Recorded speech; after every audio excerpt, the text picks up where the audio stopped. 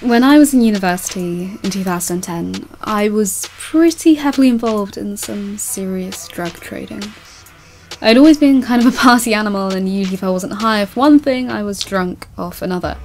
Drugs and alcohol consumed most of my life, so I figured that I'd make some money off that bad habit of mine, and I got into the business. It's sure of hell not easy or safe money, I'll tell you that, but it was the best money a college kid with several criminal charges was gonna get. I sold all sorts of shit. Weed, crack, heroin, ecstasy, you name it, I sold it. Nothing was off the table for me, and if there was a name for it, I probably had it. Hell, I'm not proud of it, but a girl's gotta make money, you know? And it saved me money being able to supply my own addictions.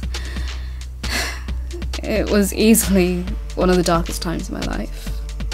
I lost most of my real friends I'd had since elementary school, and I was rolling with the worst crowd you could imagine, fellow dealers, mostly. And I hung out with some of the people I dealt to as well. I was in and out of jail and rehab, and my parents had cut me off since I was using their money to fund my habits. I was failing most of my classes and about to be kicked out of uni. I was hardly lucid half the time, but when I was, I felt like shit. I wanted out. So, you can imagine that I'd take the first opportunity I had to build myself a new life, no matter the cost. And I admit I should have known right off the bat that there was something odd about Ben. But I wasn't the brightest at the time. He was definitely unusual though.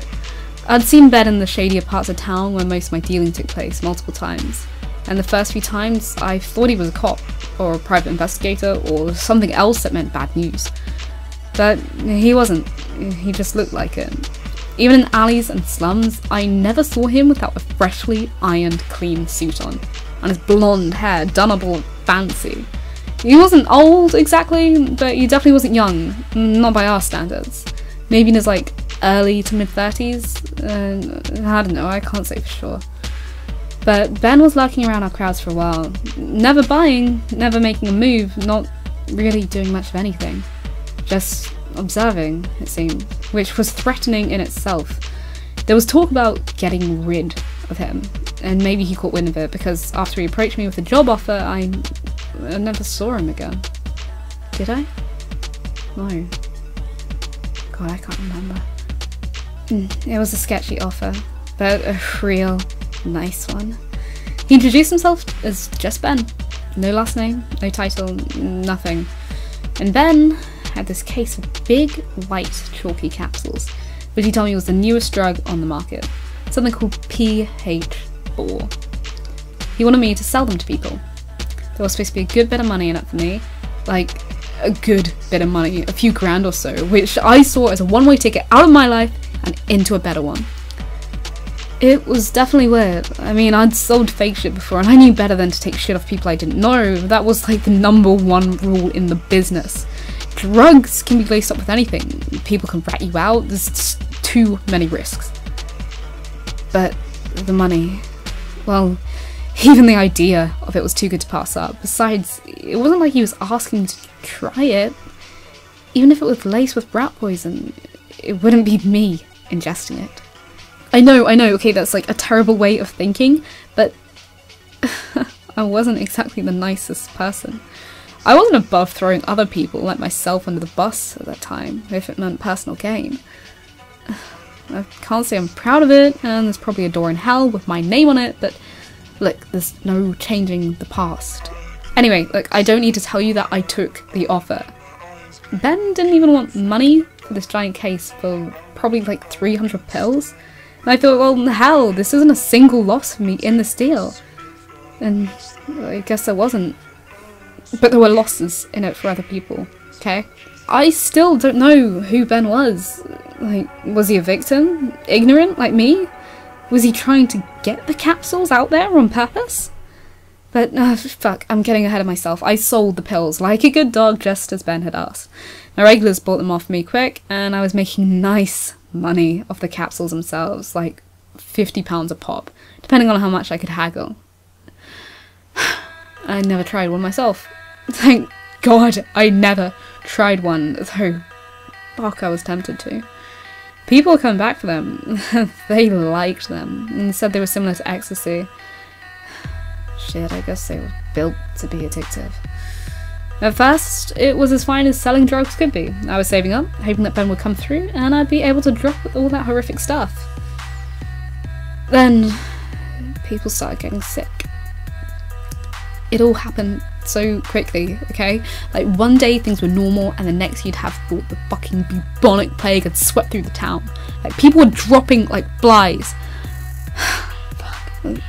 First came the vomiting of blood, and I mean, in my life that wasn't all unheard of by me. My friends and I were all junkies and had bad trips every now and then.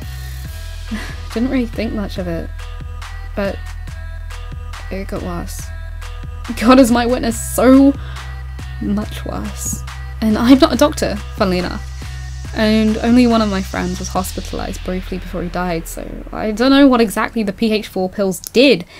And I'm sure as hell not smart enough to make a conclusion either, but from what I saw, all I can describe that sickness is a slow rot from the inside out.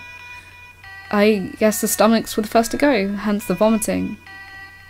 And then the organs follow suit. Right along with the skin. Fuck, it all happens in like hours. Most of the people I knew went blind in at least one eye before they died, and I guess it just got into the eyes at some point too. The fingernails, they crack and they fall off and the hair just falls out in clumps. And eventually they just die. They die. Okay, their heaving, pained breaths would stop. And that would be the end.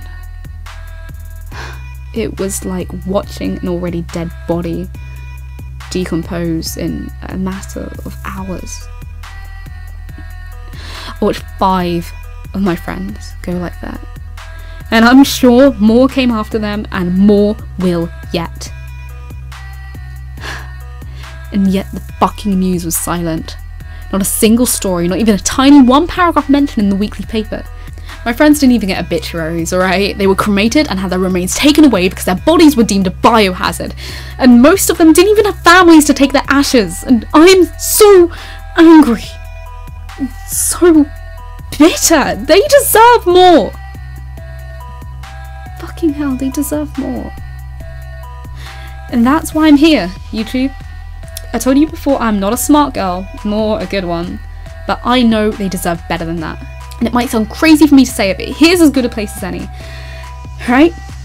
I'm almost positive that a higher power was behind this. And I don't mean demons or aliens. I mean our fucking government. I think it was like a cleansing of sorts, ridding society of the bottom feeders, the undesirables.